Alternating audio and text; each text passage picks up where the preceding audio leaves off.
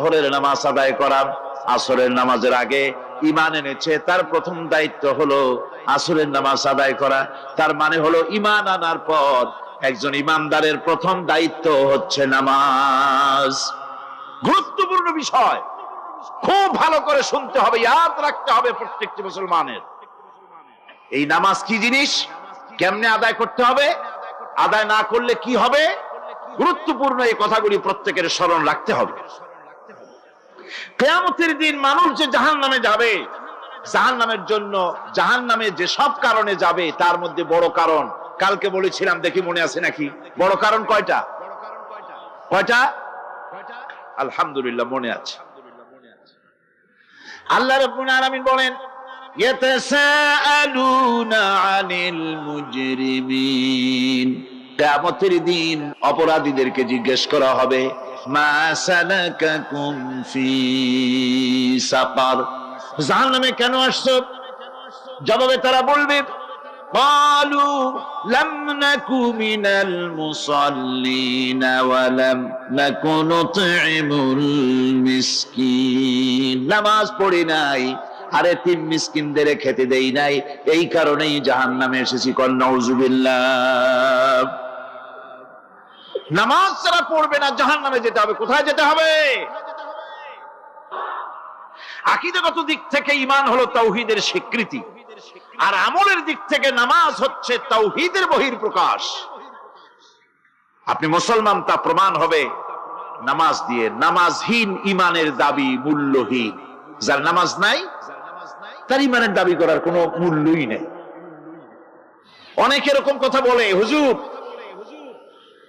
আমি মানুষটা নিতান্ত খারাপ না, যাই মনে করে, গ্রামে রাস্তা বানাইছি, ব্রিজ করে দিয়েছি, কালভার্ট করেছি, এতিম মিসকিনদের তাও মাঝে মধ্যে খাবার দেই, বিধবারে কাপড় চোপড় দেই, মানুষটা আমি নিতান্ত খারাপ না, তবে এই মাঝে মধ্যে একটু নামাজ পড়ি না, তাতে কি আমার ঈমান নষ্ট হয়েছে নাকি?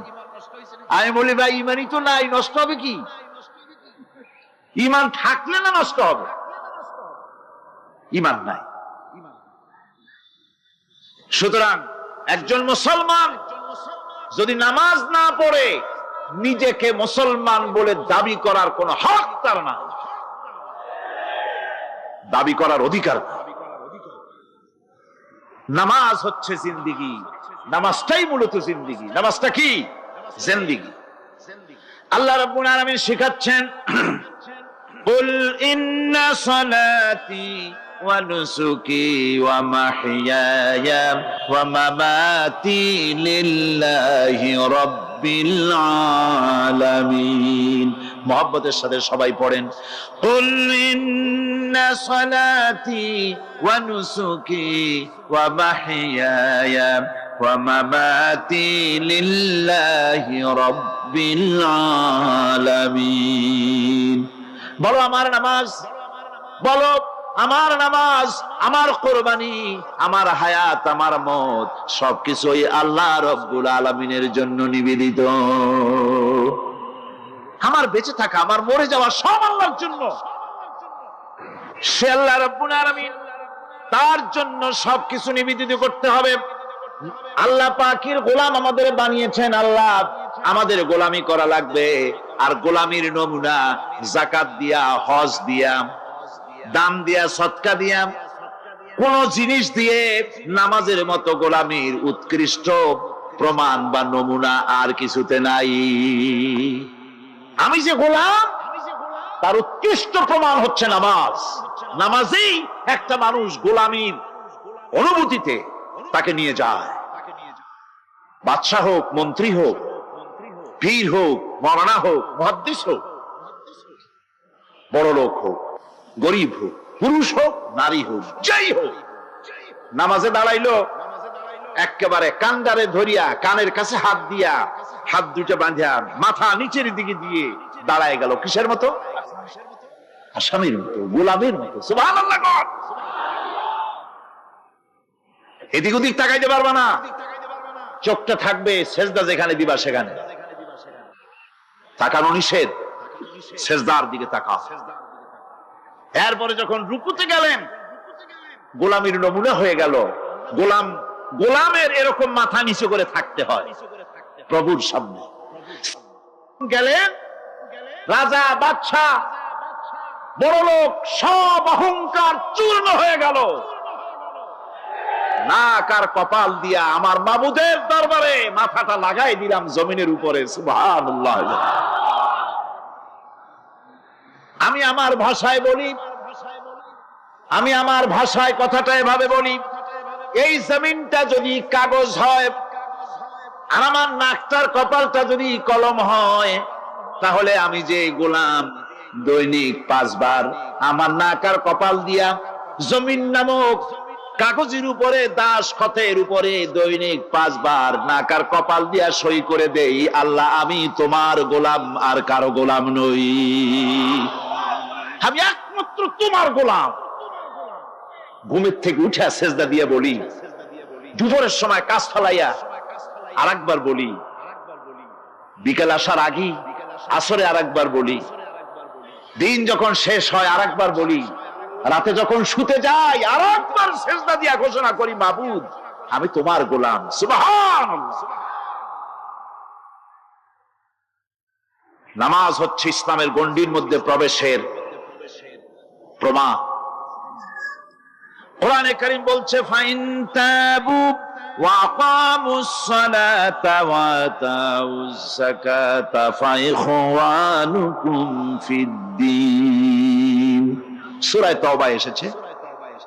তারা যদি তওবা করে আর নামাজ কায়েম করে, যাকাত যদি আদায় করে, তাহলে এখন তোমাদের সে দ্বীনি ভাই, এখন ভাই হয়ে গেল। একটু আগে ছিল কাফের মুশরিক, এখন তোমার দ্বীনি ভাই। দ্বীনের গণ্ডির মধ্যে প্রবেশ করা, কলেমা পড়ার সাথে সাথেই নামাজ। নামাজ হচ্ছে দ্বীনের প্রধান গেট, দ্বীনের প্রধান তোরণ। দ্বীনের মধ্যে প্রবেশ করার জন্য এই গেট দিয়ে প্রবেশ করতে হবে। সুতরাং এই নামাজের এতই গুরুত্ব দেওয়া হয়েছে। ইসলাম যদি ক্ষমতায় আসে, আল্লাহ যেন এনে দেন, জোরে কোন আমিন।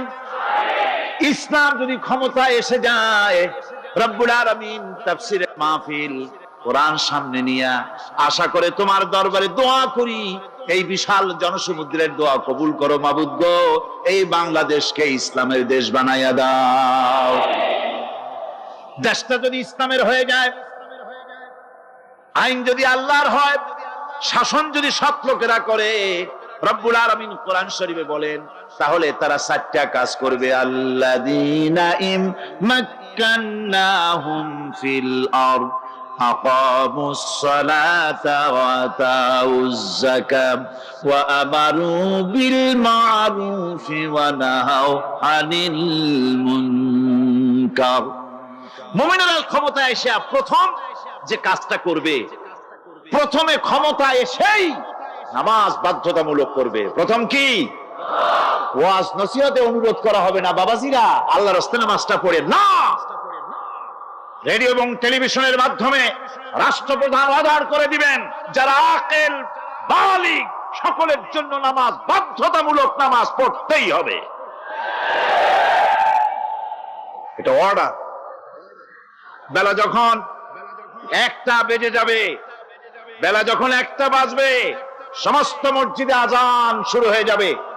আজানের সাথে সাথে অফিস, আদালত, কল কারখানা, ক্ষেত খামার, শিক্ষাঙ্গন সব ডেডলক হয়ে যাবে। আধা ঘন্টার জন্য বন্ধ হয়ে যাবে। যারা মুসলমান অফিসে, কলেজে, ইউনিভার্সিটিতে, সর্বত্র তারা নামাজের জন্য প্রস্তুতি নেবেন।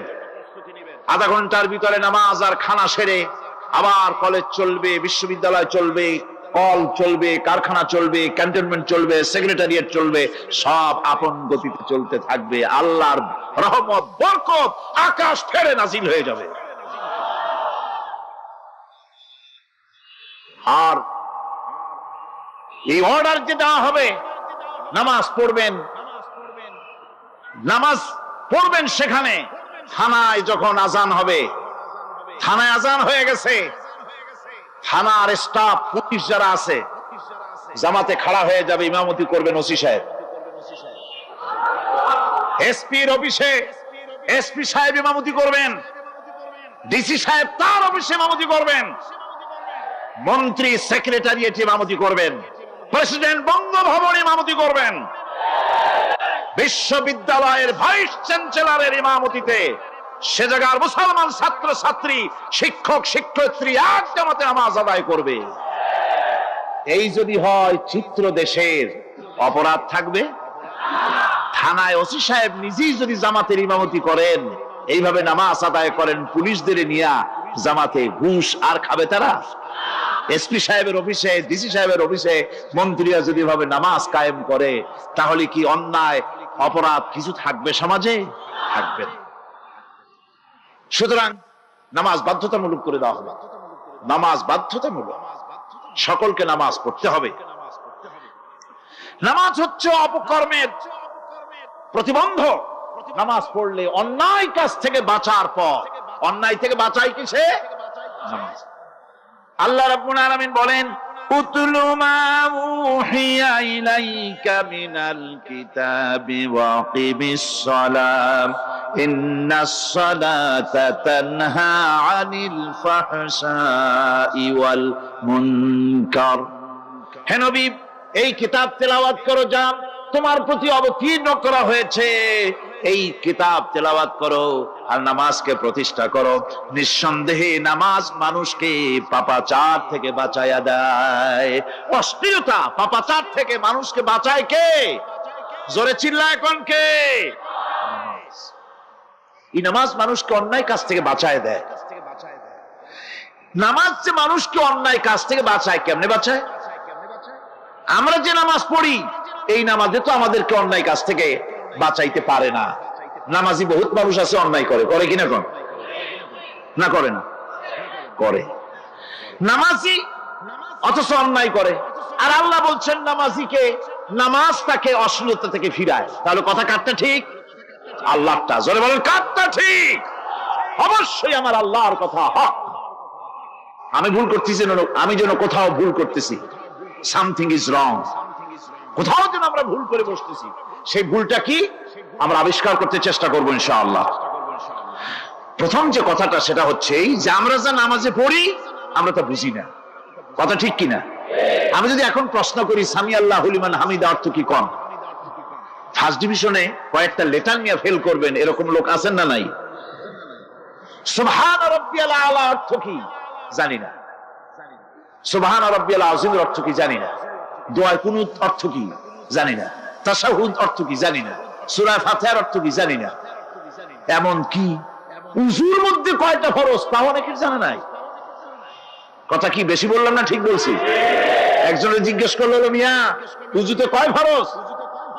কয় হুজুর কি মনে করেন যে বুঝি জানি না? এটা তো সাধারণ ব্যাপার, বলেন না কয় ফরজ? উযুতে তো 17 ফরজ। কি কি? কয় হাত ধোয়া, পাও ধোয়া, মুখ ধোয়া, নাক ধোয়া, চোখ ধোয়া, জিহ্বা ধোয়া, মাথা ধোয়া। বলতে বলতে গুনে দেখা গেল প্রায় 19টার মতো বলছে। বলা হলো, মিয়া বললেন আপনি উযুতে ফরজ 17টা, কইলেন আপনি 19টা। কয় হুজুর জানি আরো, বলি না আপনাদের ভয়তে। উযু জানে না, নামাজ জানে না, তাকে এই নামাজ কেমনে ফিরাবে অন্যায় কাজ থেকে? কথা বুঝতে পেরেছেন? নামাজে আল্লাহু আকবার বললাম, এরপরে সানা পড়লাম, তারপরে সূরা ফাতিহা পড়লাম। সূরা ফাতিহার ভিতরে যে সমস্ত কথাগুলি বললাম সেই কথাগুলি বুঝি না, কি বলেছি তাও জানি না। এরপরে সুবহান রাব্বিয়াল আলা বলেছি, সুবহান রাব্বিয়াল আযীম বলেছি, সামি আল্লাহু লিমান হামিদা বলেছি, অর্থ কি জানি না। আল্লাহ তা শুনতে পান, যে ব্যক্তি আল্লাহর প্রশংসা করেন তিনি তা শুনতে পান। নামাজের মধ্যে আইডিয়া দেওয়া হচ্ছে, তুমি যে আল্লাহর জন্য নামাজ পড়তেছো, প্রশংসা করতেছো, এটা এমন নয় যে আল্লাহ পাক দেখছেন না বা শুনতেছেন না।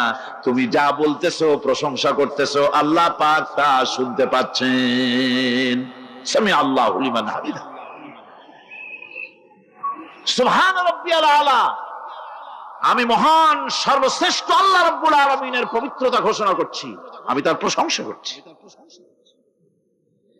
সূরা ফাতিহার কি আমরা বলি আপনারা ব্যাখ্যা দেখে বুঝে নিয়েন, সেগুলি আমি এখানে বলে বাকি কথা সব শেষ করতে পারবো না।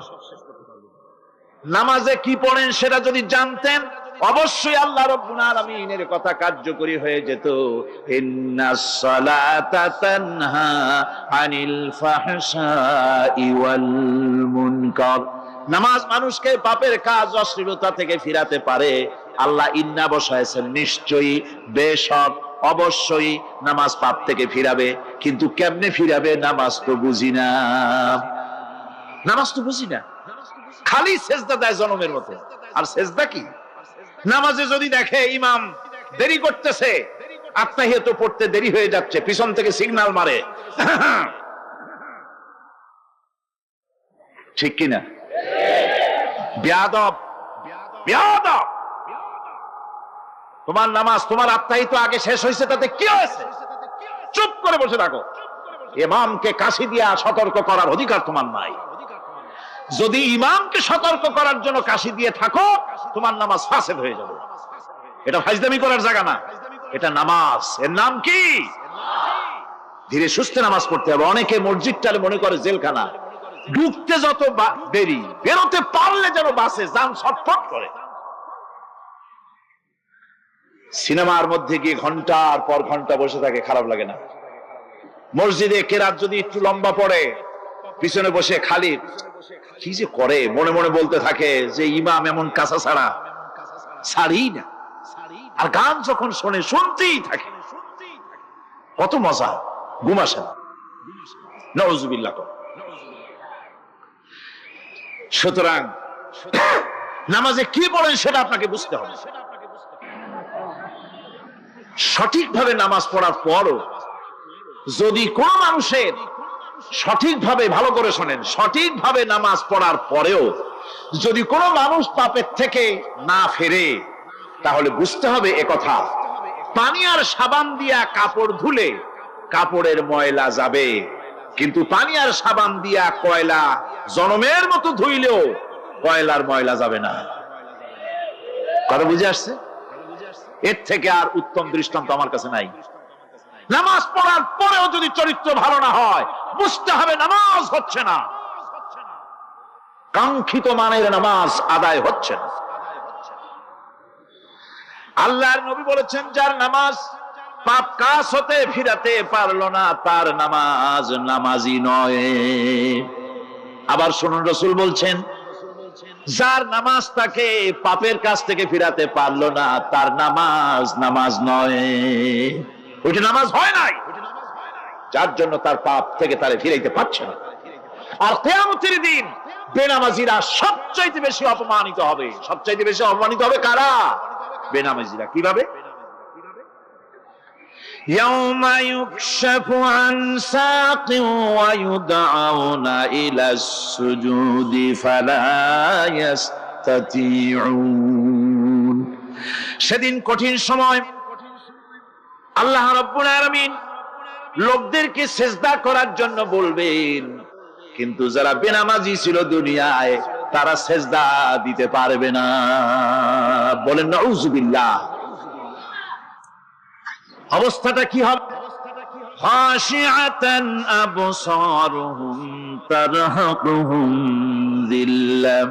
তাদের দৃষ্টি নিচু হবে, লাঞ্ছনা এবং অপমান তাদের উপরে চেপে বসবে, সিজদা দিতে পারবে না। আল্লাহ আমাদেরকে ক্ষমা করুন। কিয়ামতের দিন হযরত আদম আলাইহিস সালাম থেকে শুরু করে পৃথিবীর সমস্ত মানুষের সামনে আল্লাহ রাব্বুল আলামিন সিজদা করার জন্য অর্ডার করবেন। যারা নাকি বেনামাজি, ওরা আল্লাহর দরবারে সেদিন সিজদা দিতে পারবে না, লাঞ্ছিত, অপমানিত হবে। জোরে কোন নাউযুবিল্লাহ।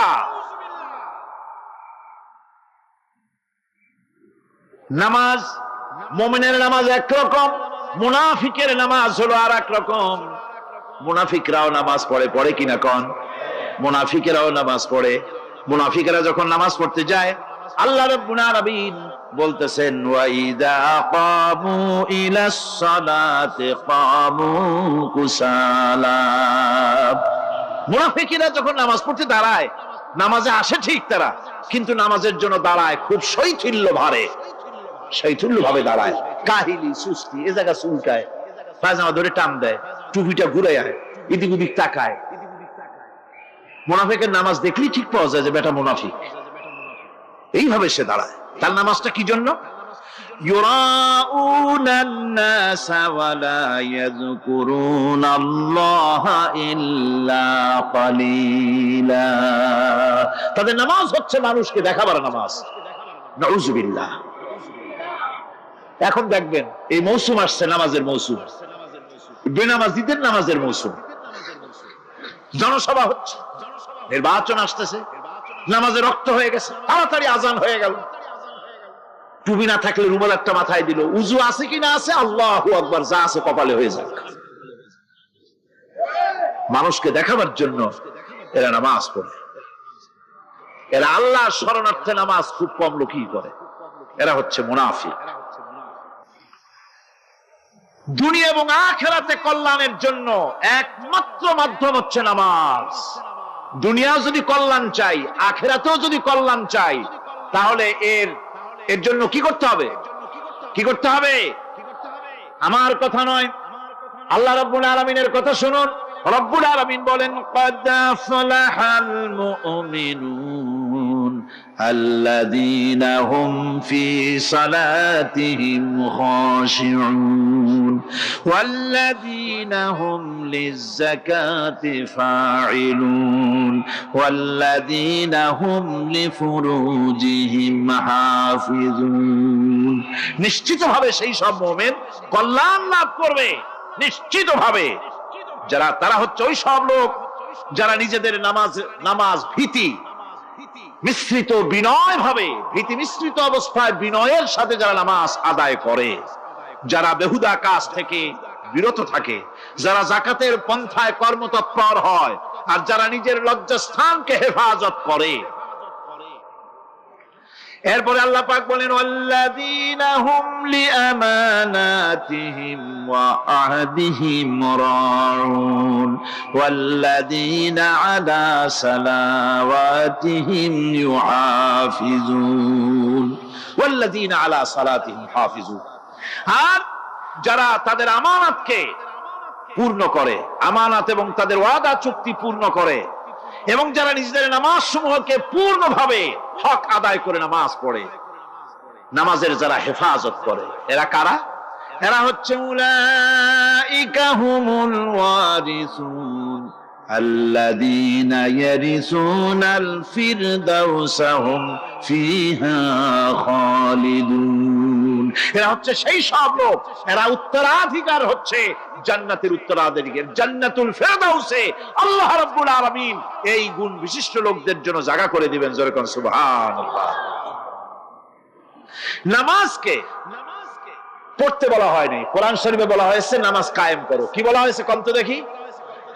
নামাজ কায়েম করো, নামাজ পড়ো। এই কথা কিন্তু কোরআন শরীফে কোন জায়গায় আছে নাকি? এখন কায়েম করা কারে বলে? একটা গুরুত্বপূর্ণ আরেকটি বিষয়। নামাজ কায়েম করতে বলা হয়েছে। কায়েম কি? কায়েমটা হচ্ছে দৃষ্টান্ত স্বরূপ বলা যায় যে জিনিসটা সমাজে প্রতিষ্ঠিত আছে ওইটারে বলে কায়েম হওয়া, আর যেটা প্রতিষ্ঠিত নাই ওটা কায়েম নাই। কায়েম মানে হলো প্রতিষ্ঠিত থাকা। যেমন আমাদের দেশে, আমাদের সমাজে নারী পুরুষ শিশু বৃদ্ধ সকলেই কাপড় পরা, শাড়ি পরা, লুঙ্গি পরা, এই কাপড় পরাটা কায়েম আছে, প্রতিষ্ঠিত আছে না নাই? যার কারণে কাপড় পরা সমাজে কায়েম আছে বলে উলঙ্গ মানুষ সমাজে খুঁজে পাওয়া যায় না, পাগল ছাড়া। ঠিক কিনা? একটা বাচ্চাকেও যদি উলঙ্গ হতে বলেন এখানে, 5 বছর 6 বছর একটা বাচ্চাকেও, সে কিন্তু রাজি হবে না। ঠিক কিনা? যেহেতু কাপড় পরা সমাজে প্রতিষ্ঠিত আছে সেহেতু উলঙ্গ মানুষ পাওয়া যায় না, কাপড় পরাটাই এখানে প্রতিষ্ঠিত। সুতরাং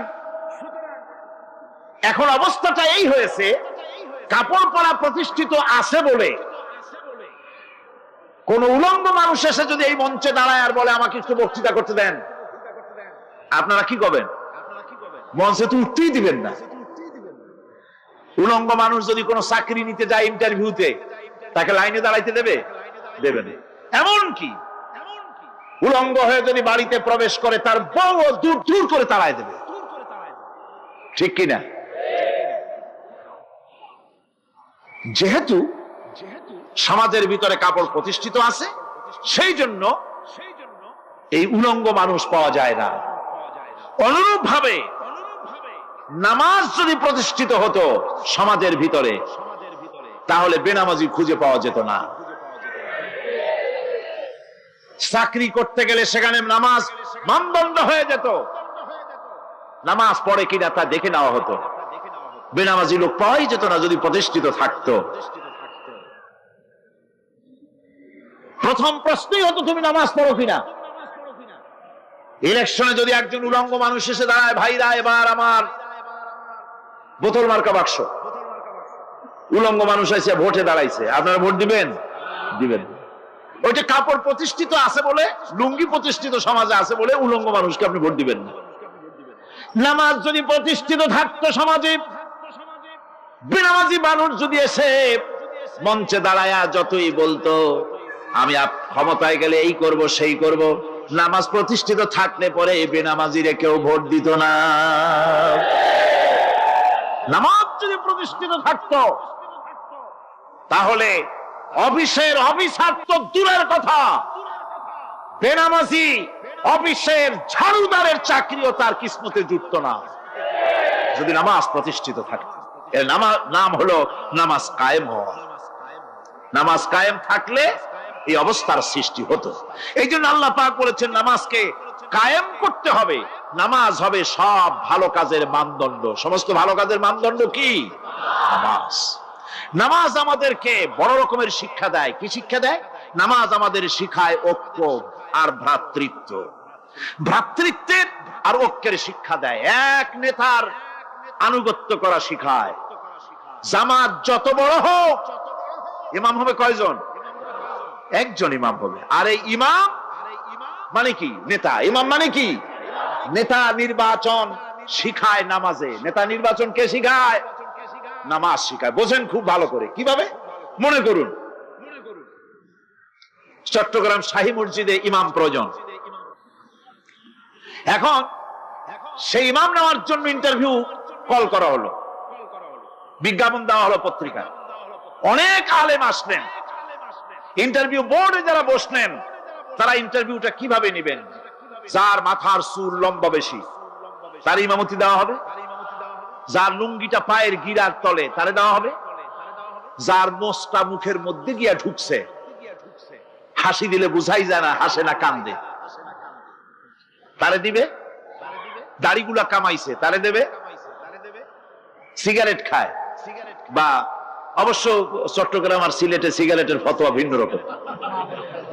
বরিশালে আমি যেখানে জন্মগ্রহণ করেছি, আমার এলাকায় কোন আলেম যদি সিগারেট খায়, মসজিদের ইমাম তো ভালো, মসজিদ ঝাড়ু দিতেও ঢুকতে দেবে না মসজিদে। এটা এই এলাকার এক রকমের কায়দা। আমি এটার ব্যাপারে কথা নাইবা বললাম। তো আপনারা খুঁজে দেখবেন সে সিনেমা দেখে নাকি, মিথ্যা কথা বলে নাকি, বউ পর্দায় থাকে নাকি। এগুলি মাইক্রোস্কোপ যন্ত্র দিয়ে ইমামের মাথা থেকে পা পর্যন্ত দেখবেন কিনা কন? আচ্ছা এবার কোন তো দেখি এই ইমাম সাহেব ইমামতি করবে কতজন লোকের? 500, 1000। শাহী মসজিদে ধরেন 5000 লোক হইল। 5000 লোক, 5000 লোকের ইমাম নির্বাচনের সময় পা থেকে শুরু করে মাথা পর্যন্ত দেখেন, এমনকি বউ পর্যন্ত। বৌমনি আনিয়ে দেখেন না, পর্দায় থাকে কিনা এইটা আপনারা দেখেন, ঠিক কিনা? এ খবরটা নেন। 5000 লোকের একটা ইমাম বানাতে গিয়ে মাইক্রোস্কোপ যন্ত্র দিয়ে দেখেন মোষ কেমন, দাড়ি কেমন, চুল কেমন, পাও কেমন, হাত কেমন, হাতে নখ লম্বা কিনা, দাঁতে ছাতা কিনা, বউ পর্দায় থাকে কিনা, মিথ্যা কথা কয় কিনা, এত দেখেন। আর যখন নির্বাচন আসে তখন 2.5 থেকে 3 লক্ষ মানুষের জন্য একজন এমপি নির্বাচিত হয়। সেই ইমামকে বাছাই করার জন্য নামাজ পড়ে কিনা, জিনাকার কিনা, মদখোর কিনা, সুদখোর কিনা, ঘুষখোর কিনা, বদমাশ কিনা বাছাই করা হয় না।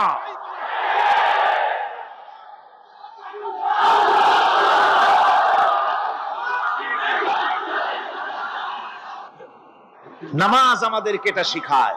ইমাম কেমনে বানাইতে হবে, কোন সুবহানাল্লাহ।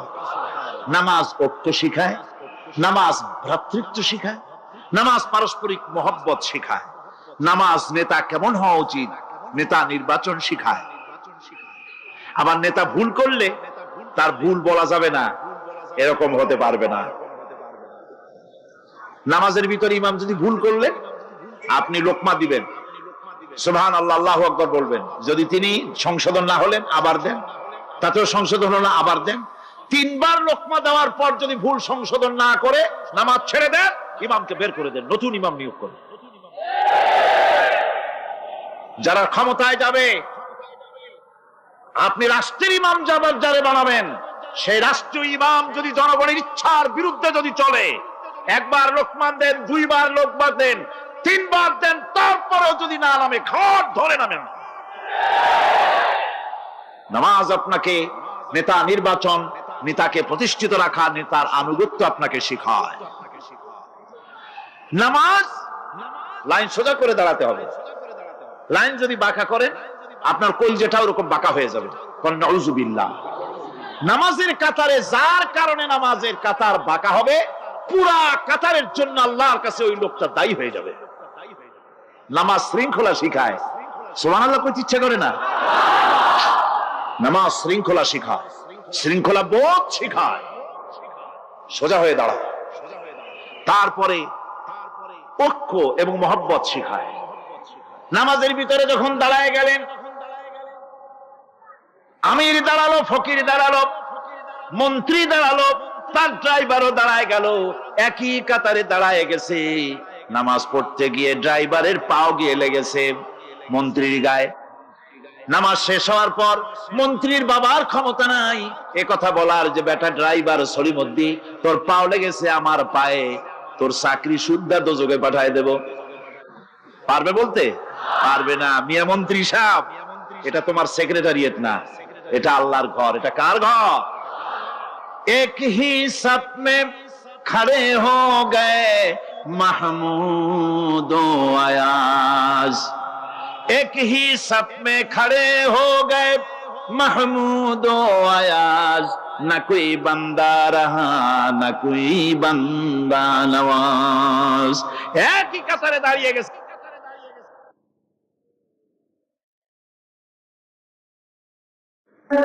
কোরআনে কারীমের মধ্যে আল্লাহ পাক এই পৃথিবীর বুকে যারা আরামের টাটকা সুখগুলি, আরামগুলি যারা বর্জন করে আল্লাহ রাব্বুল আলামিনকে বিশ্বাস করে যারা জীবন পরিচালনা করেছে, আল্লাহ পাক তাদের জন্য জান্নাত রেখেছেন এবং তাদের জন্য বলছেন, সাবিকু ইলা মাগফিরাতিন মির রাব্বিকুম ওয়া জান্নাতিন আরদুহা কা'আরদিস সামাই ওয়াল আরদ উইদ্দাত লিল্লাযীনা আমানু বিল্লাহি ওয়া রাসূলিহি। আল্লাহ পাক বলেন, প্রতিযোগিতা করো আল্লাহর মাগফিরাত কামনার জন্য আর জান্নাতে যাওয়ার জন্য প্রতিযোগিতা করো, আল্লাহর রহমত পাওয়ার জন্য সৎ কাজের প্রতিযোগিতা করো, তাহলে আল্লাহ রাব্বুল আলামিন তোমাদেরকে ক্ষমা করবেন আর তোমাদের জন্য এমন জান্নাত দিবেন যেই জান্নাত আকাশের বিশালতার, জমিনের বিশালতার মতো।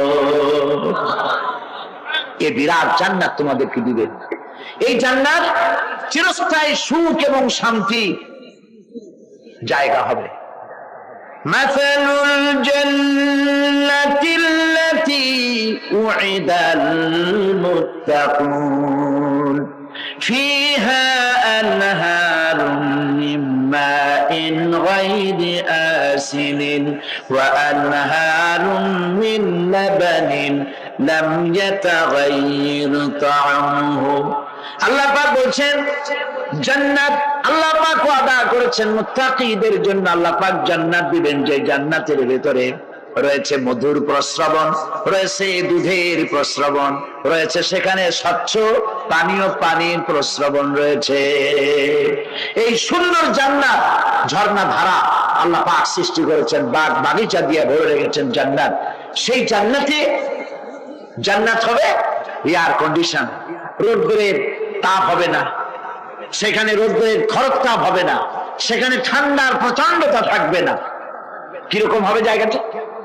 আল্লাহ পাক বলছেন, মুত্তাকিনা আলাল আরাইকি লা ইয়ারাউনা ফিহা শামসান ওয়ালা জামহারিরা ودانية عليهم ظلالها وذللت قطوفها تذليلا। আল্লাহ পাক এমন জান্নাত রেখেছেন, সেই আল্লাহ পাক সেই জান্নাতের ভিতরে জান্নাতীরা ঠেস লাগায়া মুখোমুখি অবস্থায় তারা সেখানে বসবে, আর জান্নাতীদের মনের মধ্যে কোনো দুঃখ থাকবে না, পেরেশানি থাকবে না। পৃথিবীতে মানুষের দুঃখ থাকে, পেরেশানি থাকে, সেখানে কোনো দুঃখ আর পেরেশানি থাকবে না। সেই জায়গাটা হবে শীতাতপ নিয়ন্ত্রিত, না শীত না গরম, চির বসন্ত বিরাজ করবে। জান্নাতীরা সেখানে থাকবে। এই সুন্দর জান্নাত আল্লাহ পাক রেখেছেন মুত্তাকীদের জন্য। সুবহানাল্লাহ। কাফেরদের জন্য জান্নাত হয়েছে, জাহান্নাম হবে চিরকাল। খালিদিনা ফিহা আবাদান, চিরকাল কাফেরেরা জাহান্নামে থাকবে। সর্বশেষ যে ব্যক্তি জাহান্নাম থেকে মুক্তি লাভ করবে তাকে আল্লাহ পাক বলবেন, ফেরেশতাদেরকে বলবেন, আমার ফেরেশতারা আমার এই বান্দাকে জান্নাত এবং জাহান্নামের মাঝখানে রেখে দাও। জান্নাত এবং জাহান্নামের মাঝখানে লোকটি যখন থাকার জায়গা পাবে, সে জান্নাতের দিকে তাকায়া দেখবে আর কাঁদতে থাকবে। আল্লাহ পাক জিজ্ঞেস করবেন, বান্দারে যুগের পর যুগ ধরে জাহান্নামে কেঁদেছো, আমি রব্বুল আলামিন জাহান্নাম মাফ করে দিয়া জান্নাত জাহান্নামের মাঝখানে রেখে দিয়েছি, আযাব থেকে তো বেঁচে গেছো, এখন কাঁদো কেন? লোকটি বলবে, রব্বুল আলামিন কাঁদি এই কারণে, জাহান্নাম থেকে মাফ করেছো, তোমার শুকরিয়া আদায় করি। জান্নাত তো আমার কপালে নাই, কিসমতে নাই, কিন্তু জান্নাত আমি এখান থেকে দেখতে পাচ্ছি। জান্নাতের সুঘ্রাণ আমার নাকে আসতেছে, কপালে নাই যাওয়ার। আমি কাঁদি এই জন্য, তুমি যদি মেহেরবানি করে আমাকে জান্নাতের দরজার কাছে একটু দাঁড় করায় দিতা, প্রাণ ভরে তোমার জান্নাতের দৃশ্যটা একটু দেখতাম। আল্লাহ পাক তার আরজি পূরণ করবেন, বলবেন যাও। ফেরেশতাদের বলবেন, এর জান্নাতের দরজার কাছে দাঁড় করায় দাও। জান্নাতের দরজার কাছে দাঁড়িয়ে লোকটি আবার কান্না শুরু করবে। আল্লাহ পাক প্রশ্ন করবেন, এবার কান্দো কেন?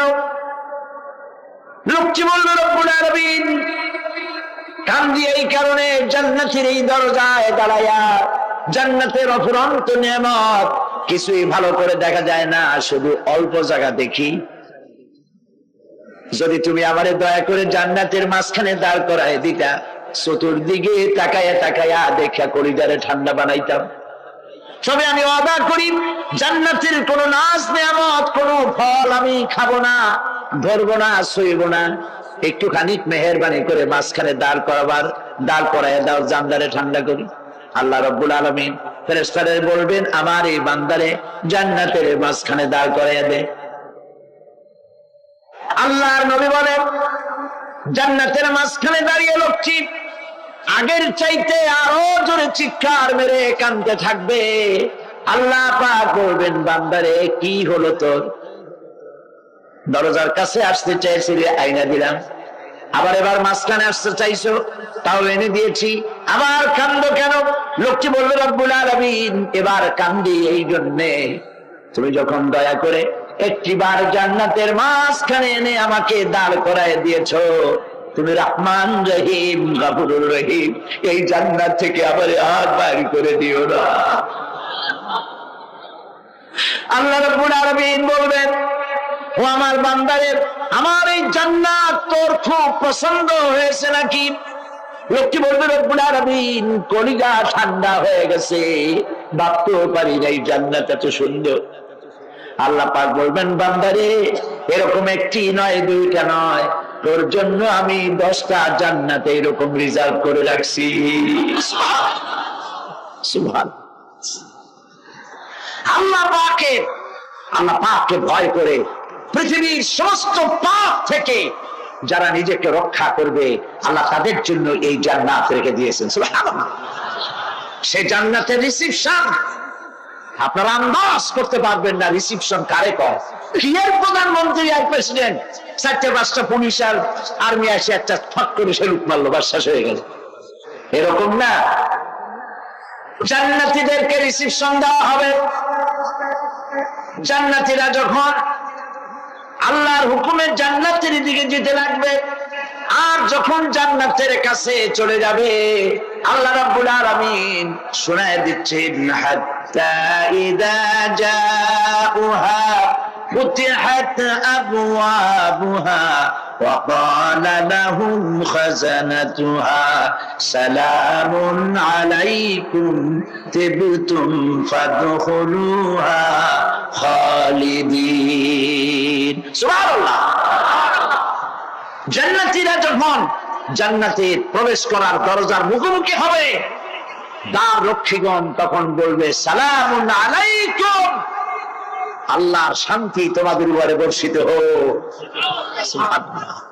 দুনিয়ার টাটকা টাটকা সুখগুলি দুই পা দিয়ে ঠেলে দিয়েছো, টাটকা সুখগুলি গ্রহণ করো নাই, হারাম খাও নাই, আল্লাহ দ্বীন কায়েমের জন্য রক্ত দিয়েছো, জীবন দিয়েছো, কষ্ট করেছো, আল্লাহকে ভয় করেছো।